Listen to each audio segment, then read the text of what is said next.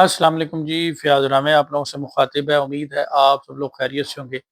بات کریں گے سعد الرحمان اور ڈکی بھائی کیس کے حوالے سے، اور اس حوالے سے بات کریں گے کہ ان کا یوٹیوب چینل اور انسٹاگرام کب واپس ملیں گے۔ بہت سارے لوگ مجھے میسیجز کر رہے تھے، اس بات پہ بات کر رہے تھے کہ آپ نے کل ایک ویڈیو بنائی کہ 3 تاریخ کو ڈکی بھائی کے جو یوٹیوب چینل کے لیے سپرداری کے لیے جو اپلیکیشن ہے وہ فکس ہے ہیئرنگ کے لیے، اس پہ آپ نے کوئی کسی قسم کی کوئی اپڈیٹ نہیں دی۔ اس کے بعد تو کیا اس کا فیصلہ ہوا یا نہیں ہوا، اسی اپلیکیشن کے اوپر بات کرنے جا رہے ہیں۔ سب سے پہلی بات تو یہ ہے کہ اس اپلیکیشن کو عدالت نے 9 تاریخ کے لیے ملتوی کر دیا ہے، ایڈجرن کر دیا ہے۔ اس کی وجہ کیا ہے کہ نیشنل سائبر کرائم کی طرف سے اس حوالے سے ابھی تک کوئی رپورٹ نہیں آئی، اور عدالت اس کو 9 تاریخ کے لیے ملتوی کر دیا ہے۔ اب 9 تاریخ کو ڈکی بھائی کی لیگل ٹیم اور نیشنل سائبر کرائم کی جو لیگل ٹیم ہے وہ دونوں آمنے سامنے ہوں گی، اور دونوں پارٹیز کے آرگومنٹ ہوں گے اور اس کے اوپر فیصلہ آئے گا۔ اب بات کر لیتے ہیں کہ ڈکی بھائی کو یوٹیوب چینل واپس ملے گا یا نہیں ملے گا۔ اس پہ بہت سارے لوگ سوال کرتے رہتے ہیں۔ اچھا، عام طور پر جب کوئی بھی چیز نیشنل سائبر کرائم یا کوئی ایجنسی قبضے میں لیتی ہے انویسٹیگیشن کرنے کے لیے، ان کا مقصد ہوتا ہے ثبوت کٹھے کرنا۔ What is investigation? Investigation is a collection of evidence, evidence collect کرنا۔ تو ڈکی بھائی کے کیس میں ان کے اوپر پروموشن کا کیس ہے، گیملنگ کی پروموشن کا الزام تھا کہ وہ گیملنگ ایپ کی پروموشن کرتے رہے۔ ابھی تک تو یہ اسٹیٹس ہی کلیئر نہیں کہ وہ ٹریڈنگ ایپ ہے یا گیملنگ ایپ ہے۔ اینی آؤ، پاکستان میں ابھی تک اس حوالے سے کوئی قانون سازی نہیں ہے۔ بہرحال الزام یہ تھا ان کے اوپر، اور اس حوالے سے چند ویڈیوز تھیں جو کہ انہوں نے لنک لیے ہوئے تھے، اور ان ویڈیوز کے لنک ڈکی بھائی کے کیس کی ایف آئی آر میں موجود ہیں، جو ایف آئی آر ان کے اوپر درج ہوئی تھی جس کا نمبر ہے 96، اور اس ایف آئی آر کے اندر ان ویڈیوز کے لنک موجود ہیں۔ تو اس کے بعد وہ ویڈیو انہوں نے اٹ مینس کے چینل کو جب یہ اریسٹ کیا گیا ڈکی بھائی کو، اس کے بعد جب انویسٹیگیشن کا ادارہ کار آگے بڑھا، ان کا لیپ ٹاپ، ان کا موبائل فون، ادر والٹ وغیرہ ساری چیزیں جو قبضے میں لی گئیں، اب ان کو رکھنے کا مقصد کیا بنتا ہے؟ عام طور پر قانون یہ کہتا ہے کہ جب انویسٹیگیشن پوری ہو جائے، فرانزک کا پروسیس پورا ہو جائے، تو پھر جو سپرداری ہے اس کے راستے میں کوئی رکاوٹ نہیں رہتی، اور موسٹلی ایسے کیسز میں عدالت جو ہے سپرداری دے دیتی ہے۔ اب اسی طرف آتے ہیں کہ ڈکی بھائی کے کیس میں کیا ان کو یوٹیوب چینل ملے گا یا نہیں۔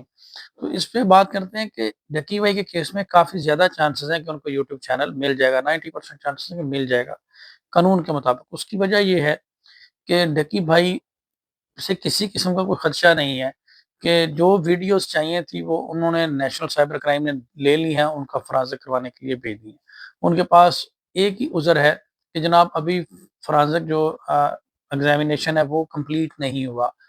تو چینل ایک ڈیجیٹل آپ کہہ لیں کہ پراپرٹی ہے، اس پہ تو کسی قسم کا اس میں وہ کوئی امپیکٹ نہیں ڈال سکتا، یہ ان کی پرسنل پراپرٹی ہے، اس سے ان کا بزنس بھی متاثر ہو رہا ہے، ان کی بریڈ اینڈ بٹر اس کیس کے ساتھ جڑی ہوئی ہے اس چیز کے ساتھ۔ تو عدالت کسی کے بزنس میں بھی اس طرح سے ہرڈل کریٹ نہیں کر سکتی۔ ڈکی بھائی کے کیس میں چند ویڈیوز ہیں جو آلریڈی قبضے میں لے لی، اب چینل کو فریز کرنا یا اس کے پاسورڈ لینا کوئی قانونی طور پر مناسب چیز نہیں ہے، اور اس پہ عدالت اس صورت میں منع کر سکتی ہے کہ جناب کوئی ایویڈنس، کوئی ویڈیو ڈیلیٹ نہ کر دی جائے، وہ تو آلریڈی ساری ساری انہوں نے لے لی، تو پھر خدشہ کس بات کا ہے عدالت اگر ان کو روکے گی۔ دوسری بات آ جاتی ہے کہ جناب یہ کوئی دوبارہ ایسا کنٹینٹ نہ بنائے۔ اب دوبارہ ایسا نہیں کرے گا، وہ تو اگر ایسا کرتے ہیں تو دوبارہ سے ایف آئی آر ہو سکتی ہے، یہ تو کوئی بھی باشعور آدمی نہیں کرے گا۔ اور اس حوالے سے ڈکی بھائی باقاعدہ طور پر عدالت میں انڈرٹیکنگ بھی دے سکتے ہیں کہ وہ اس طرح کی کسی ایپ کی پروموشن نہیں کریں گے۔ وہ پہلے بھی کہہ چکے ہیں کہ مجھے تو پتہ ہی نہیں تھا یہ ٹریننگ ایپ ہے یا کیا ہے، میں تو اتنا کامنلی یہ یوز ہو رہی تھی، میں یہی سمجھ رہا تھا کہ یہ ٹریننگ ایپ ہے، تو مجھے تو اس بات بارے کا علم بھی نہیں ہے، اور نہ ہی اس کو ایلیگل ڈکلیئر کیا ہوا ہے، پی ایس ایل میں، ادر ایونٹ میں، ہر جگہ پہ یہ استعمال ان کا کیا جا رہا ہے۔ تو مجھے تو جب بھی کوئی اپروچ کرتا تھا ٹریننگ ایپ کہتا تھا۔ تو میں اس میں مختصر یہی کہوں گا کہ ایسی صورتحال میں عدالت انڈرٹیکنگ دے سکتی ہے کہ آپ کوئی ایسا جو کیس پر اثر انداز ہو جائے، آپ ایسی کوئی ویڈیو ڈیلیٹ نہیں کریں گے، وہ آلریڈی انہوں نے قبضے میں لے لی، اب اور ڈیلیٹ کون سی کرنی ہے، وہ آلریڈی انہوں نے ڈاؤن لوڈ کر لی ہوئی ہے۔ تو ایسی صورتحال میں ڈکی بھائی جو ہیں وہ ان کو چینل کے حوالے سے کوئی رکاوٹ نہیں ہے، فردر انویسٹیگیشن کے لیے وہ نہیں چاہیے، وہ پروسیس پورا ہو چکا ہے۔ مجھے نہیں لگتا، ایسی صورتحال میں 90% ہے کہ ان کو چینل مل جائے گا، اور ایسے کیسز میں عدالتیں سپرداری کا یہ چیزیں دے دیتی ہیں جب انویسٹیگیشن کا پروسیس پورا ہو جائے۔ لیکن پھر بھی عدالت کی ڈسکریشن ہے۔ اس کے علاوہ قانونی گراؤنڈ کے اوپر بات کریں تو وہ مالک بھی ہیں، لاس پوزیسر بھی ہیں، وہ تمام تر جو اسینشیل ہیں सेक्शन 516 CRPC जो कि सपुर्दगी को डील करता है। हमारे नए-नए दोस्तों को हम साथ-साथ कानून भी बताते चले कि इस पे कौन-सा सेक्शन अलाई करता है। मैं आपको बताऊँ कि मैंने ग्राउंड लेवल पे बहुत ज़्यादा काम किया और इन सारी चीज़ों के बारे में टू द पॉइंट हमें पता होता है।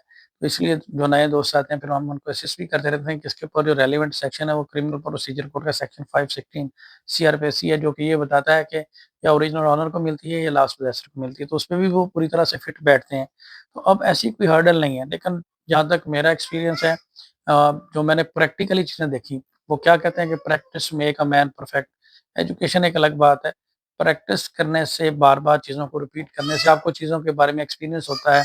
आपको पता चलता है कि इसका इम्पैक्ट क्या होगा। तो मुझे जहाँ तक नज़र आ रहा है, ये हमारे जुडिशियल सिस्टम में कोर्ट ऑफ फर्स्ट इंस्टेंस है। यहाँ पे चांसेस कम है कि ये सपुर्दगी लेंगे, क्योंकि मोस्टली जो हमने देखा है ऐसी दरख्वास्तें जो है वो डिसमिस कर देते हैं और उसमें अपनी लीगल विज़डम जो है वो नहीं जो है वो दिखाते।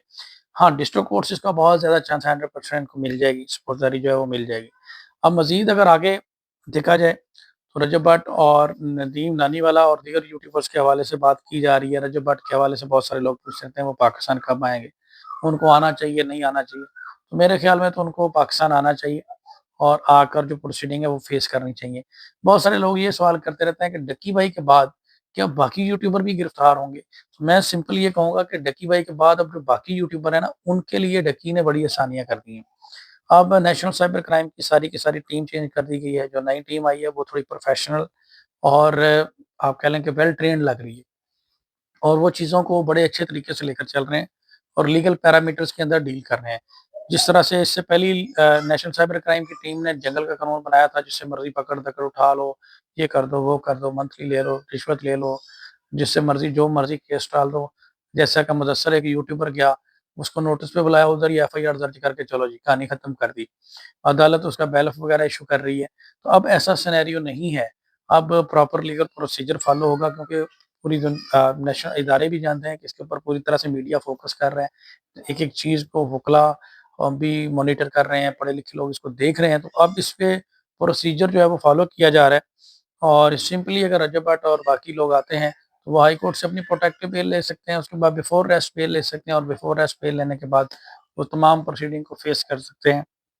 और उनके पास इतने स्ट्रॉन्ग रीज़नेबल ग्राउंड्स नहीं है, जिनके ऊपर उनको सज़ाएँ की जाए, करवाई जाएँ और मेरी लीगल विज़डम के मुताबिक अगर वो इस सारे सिनेरियो को फेस करेंगे तो उनके अगेंस्ट जो मुकदमात हैं, वो सारे के सारे मुकदमात जो हैं वो कैंसलेशन में कन्वर्ट हो जाएँगे, यानी ये खारिज हो जाएँगे, क्योंकि on the basis of week evidence. तो ये फेस करेंगे तो ये मामलात जो हैं वो सेटल हो सकते हैं और जहाँ तक मुझे लग रहा है, इंशाल्लाह बहुत जल्द ये दोनों जो है वो नज़र भी आएँगे और आने वाले वक़्त में ये प्रोसीडिंग जो है वो फेस करेंगे। आप सब लोगों का बहुत शुक्रिया, अपना ख़्याल रखिएगा, दुआ में याद रखिएगा। अल्लाह हाफ़िज़।